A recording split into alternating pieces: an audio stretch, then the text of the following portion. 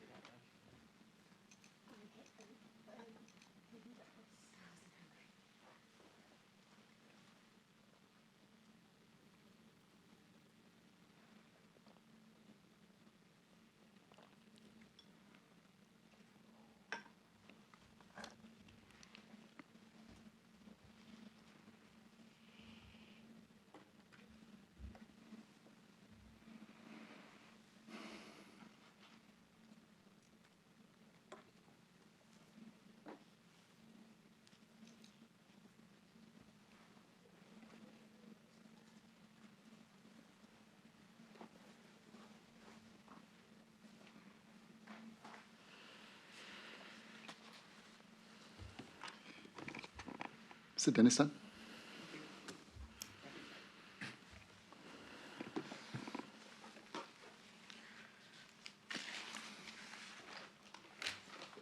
Good afternoon, Ms. Lim. Yeah, afternoon, Mr.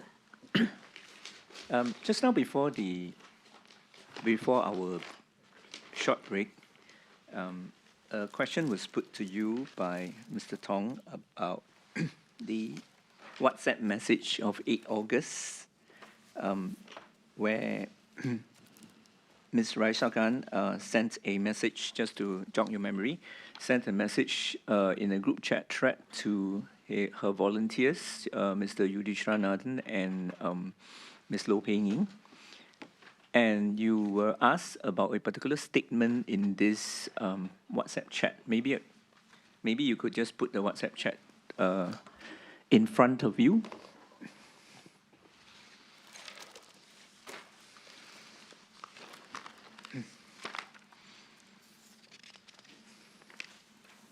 It's at, Yes, I have it. Thank you. It's at 12:41 p.m. on 8th of August. Yes.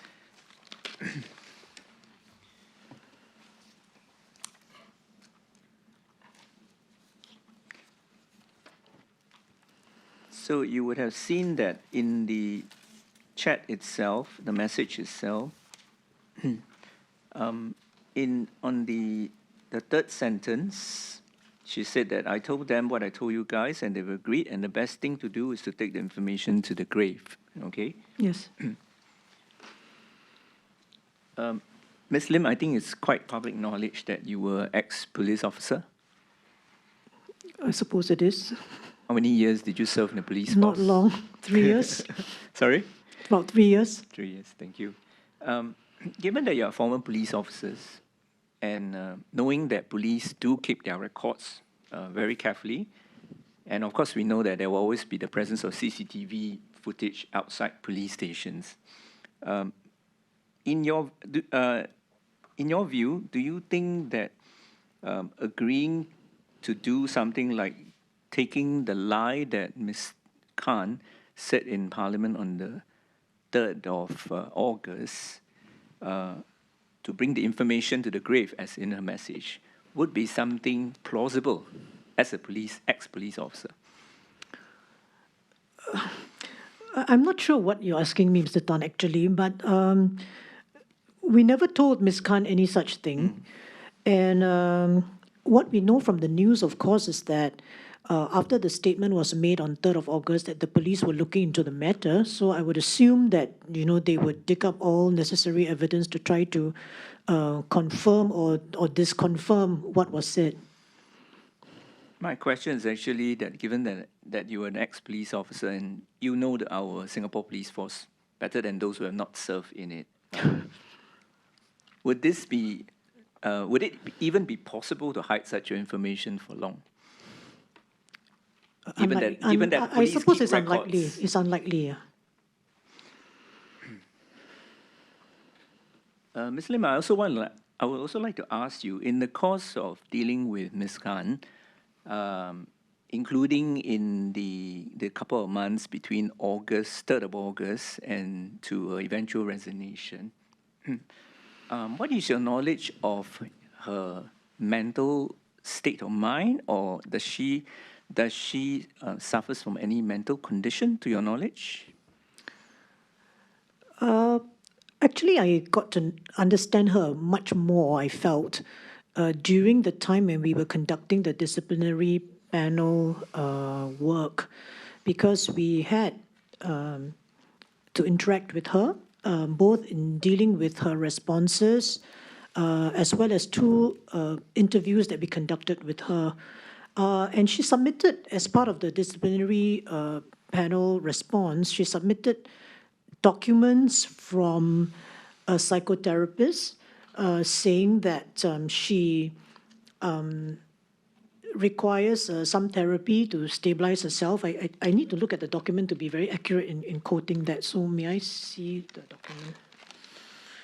This which document is this? Her reply to the disciplinary panel invitation for an explanation. I think maybe this one. Let me see.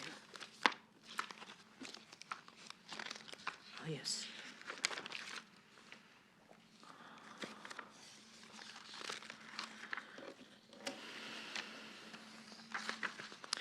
Okay, so in one of her submissions, this is different. It was from a clinic. I'm not sure whether I should read it out actually because it's medical information, but it was mentioned that she has got certain symptoms of PTSD and that she is undergoing some therapy to try to overcome that. In the course of our interviews with her, and perhaps I may refer to my notes. Whose documents are these? Okay, this one was actually the reply, the response by Ms. Khan to the disciplinary panel, which is submitted by email on the 4th of November. So it's one of the attachments. Okay. So it's her document in that sense, yeah. Yes, Ms. Lim, you were going on to mention something? Yes, so in the course of our work in the DP, besides her own tendering of, in that sense, medical documents to the effect that she may have some mental health issues, during the course of our interviews with her as well, we did find that it could be stress-related. I don't want to judge anything, but the fact is that during our interviews with her, she was actually extremely fragile and emotional. And I think I did tender my notes, typewritten notes to the staff to tender to the committee during the break. Would you like to refer to your notes? Yes. Okay, if I can refer the committee then to the first interview that we did with her on the 8th of November. Are these your documents? These are my typewritten notes, which... Perhaps would you like to submit it to me to take a look, and then we can circulate it as well? I'm sorry. I forgot to do that. So the original, is it? The original, is it? The one you made copies just now? This one and the original. Yeah, this one is later. Oh, then just show speaker all. And sorry.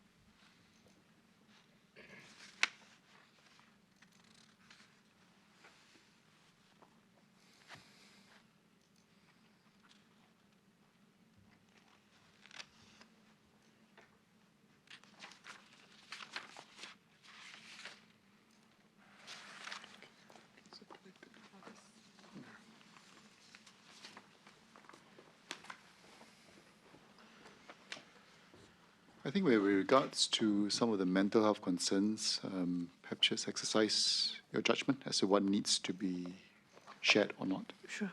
possible.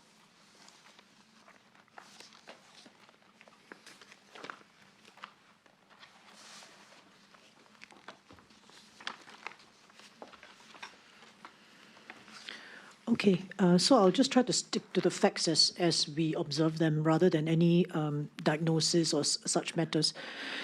Okay, so if I could refer the panel to the first interview, my notes anyway, of the first interview we had with her on the 8th of November. Does a committee have the notes?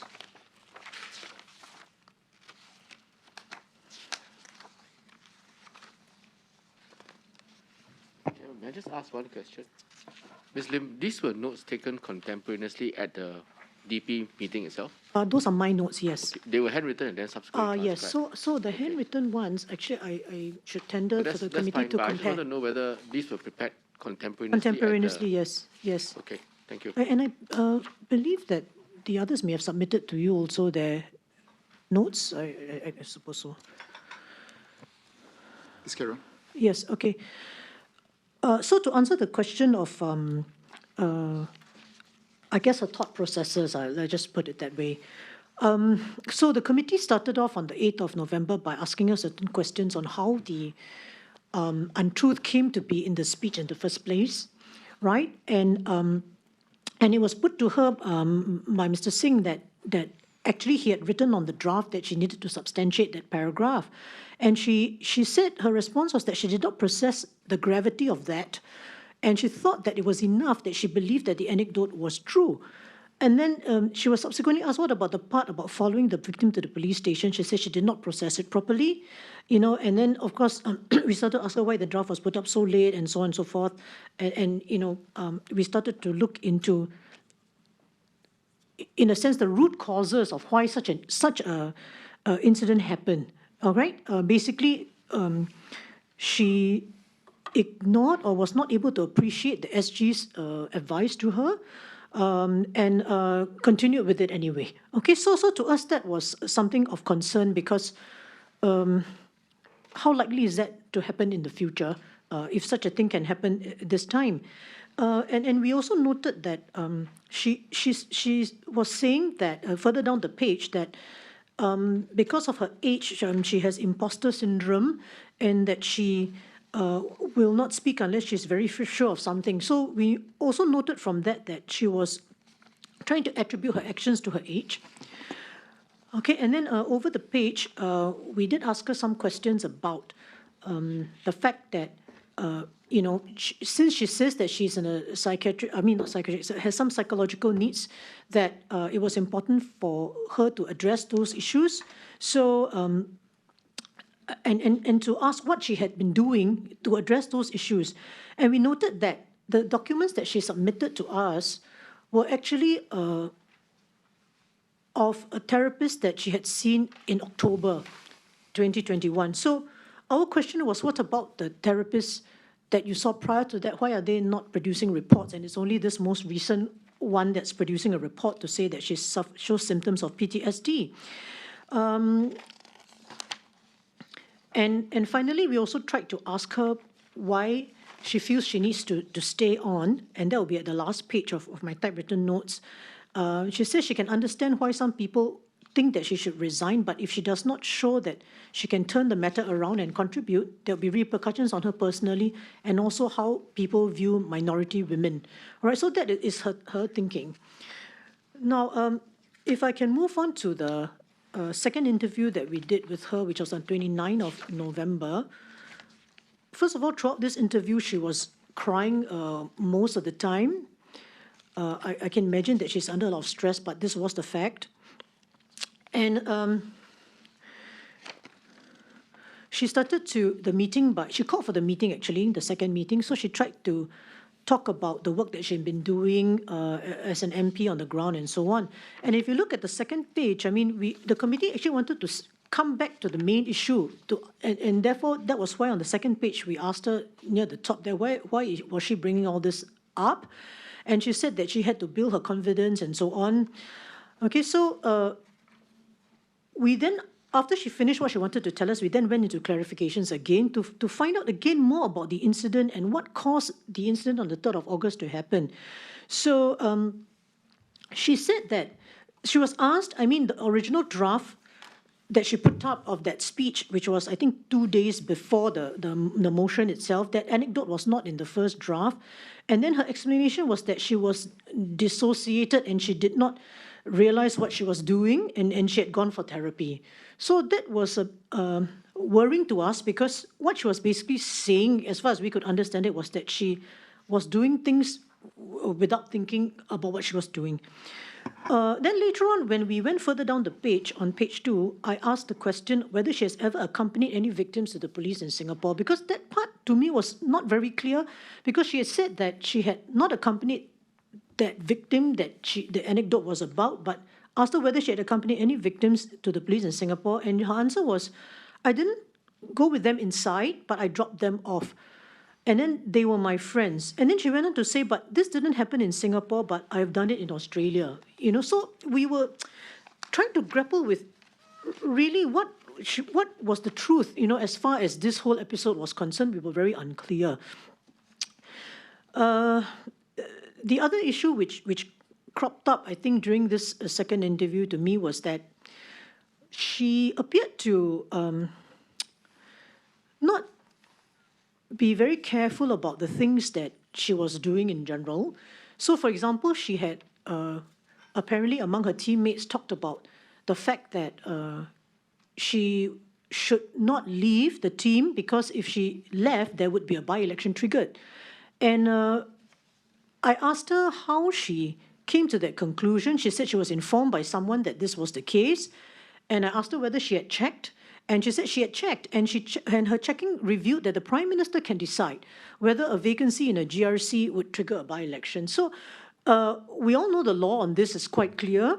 And this also raised alarm bells with me, because, I think as an MP, you would be expected to check such a thing before perhaps believing what people tell you, or at least do your research. So this was another area of concern. I wasn't sure of her ability to actually exercise due diligence to check matters and so on.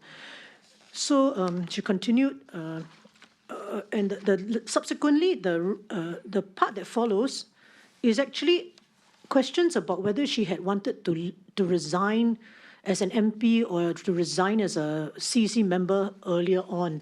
And initially, she said that she had not told anyone that, but later on, upon further questioning, it emerged that she agreed that she had actually drafted some messages earlier on, wanting to resign for one reason or another. So this was another cause of concern. Mr. Singh highlighted to her that she had messaged him on the 4th of August to ask whether she has a future in the party. So in that sense, in terms of emotional stability, we felt that there were causes for concern on our side.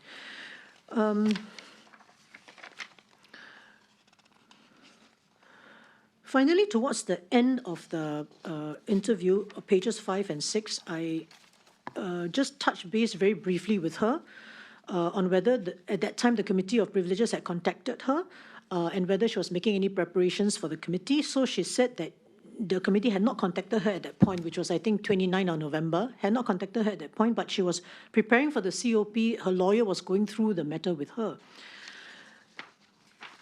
And last of all, from these notes, I'd like to also highlight on the last page, page 6, that, and this concerns the 3rd of October meeting, which I wasn't present at, between Mr. Singh and her. And the question was put to her by Mr. Singh as follows. It says, before the October session, I met you and I told you that it was your call. Did the need to tell the truth in Parliament occur to you? And her response was, yes, but I was consumed with guilt and my own experience, and I thought that it wouldn't come up. That's her response. She was consumed with guilt and her own experience, and she thought that it wouldn't come up. And Mr. Singh says to her, you can't lie, right? And then she says, yes. So, as far as the 3rd of October meeting, I was not there, but that was her response. to the disciplinary panel when asked why she didn't tell the truth before at the October sitting. She said she was consumed with guilt and her own experience. That was what she narrated. I may just to ask us. a quick question since you raised this. In that last page, you mentioned about regarding the conversation on 3rd October. On the top, where Mr. Pritam Singh said before October session, I met you and told you it was your call. Right. So meaning that it was really up to her to decide what to do. I don't know the context, but he phrased it in this way. From this, it would seem to be that it's really for her to decide, which is, I She guess, has to decide, yeah. if you follow from this, when he said that I will not judge you, is that you decide what you want to do, I will not judge you for that. Would that be a fair interpretation? I as wasn't, you see yeah, it? I wasn't. know you were not there. Yeah, I wasn't there. So, But saying that as from what he's recounted here, as you recorded, and what we know now of what had been said specifically, this would be a reasonable interpretation of it? Chairman, I think it would be fair to put to her that that line comes from which witness? Because That there's line differing, that line came from Mr. Pritam Singh himself, who said to take ownership and responsibility. I will not judge you. if you, yeah, so So I'm just asking, in based on what Mr. Pritam Singh has shared, and given what he said now here, would that be a reasonable interpretation that it was really left to her to decide? Well, I mean, I don't know what he said because I put myself on a news blockout for the last few days. But in any case, I mean, it The is specific recorded line, as it just is to remind recorded, you, yes. The specific line he said was to take ownership and responsibility, and I will not judge you. So these few lines came out across clearly as is what he conveyed. Okay. And I'm just asking you that based on what you've recounted here, it would suggest that the option was left to Ms. Khan to decide what to do. I think it also has to be looked at the whole context because, you know, what we recorded here was that I told you it was your call. Did the need to tell the truth in Parliament occur to you? Then she says, yes, but I was consumed with guilt and own experience and I thought it wouldn't come up. Now, of course, she's not saying here, you gave me a choice, so I made that choice. She says, I was consumed with guilt and own experience and I thought it wouldn't come up. And he says, but you can't lie, right? And she says, yes. So it has been taken, I think, in totality to understand. Like I said, I wasn't there, but this is what I recorded. Mr. Delsa, please proceed. thank you, Mr. Chairman. Thank you, Ms. Lim. Thank you, Ms. Lim, for recounting what was shared to you by Ms. Khan and your own understanding of her mental condition. I have one follow-up question on that. You will recall that before the break that you dispute that Ms. Khan's statement to Ms. Low and Mr. Naden in her WhatsApp message on 8 August that the three of you, namely you, Mr. Singh and Mr. Faisal, agreed with her that they should take the information to the grave, right? So, having known of, given your understanding of her mental condition, including dissociation, would you rule out that any of her mental condition could have caused her to make this statement in her WhatsApp message? I can't rule anything out, yeah. Ms. Lim, is there anything else you would like to tell the committee? Just also to share one more document, which I think the staff have provided, that the committee did follow up on the response that Ms. Khan gave to us when we wrote to her on the 2nd of November. On the 4th of November, she replied. She gave some attachments. And we did follow up on one important piece of information, which was that she said, because we had asked her specifically about the women survivor group that she attended and whether she could give us any information about this group. And our reason for asking that is we wanted to ascertain whether what she had said was untrue only with regard to the part of accompanying the victim to the police, or was it the case that the anecdote itself, her having heard it in a women's survivor group, was that part true or not? We wanted to verify that as far as we could. So based on the reply that was sent to us, we did contact the person who was supposed to have been a key organizer of those groups. And I spoke with this person on the phone on the 6th of November.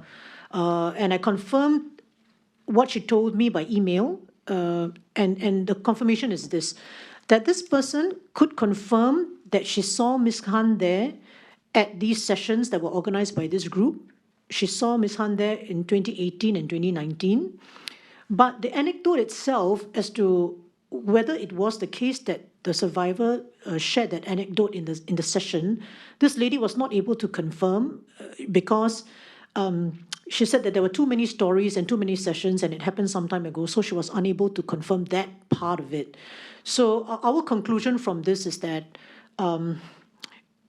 we should give her the benefit of the doubt because verification at least that she attended these sessions. Of course, what is shared in the sessions is confidential, so our ability to check further on this point, I think, would come to an end. Thank you, Ms. Lim.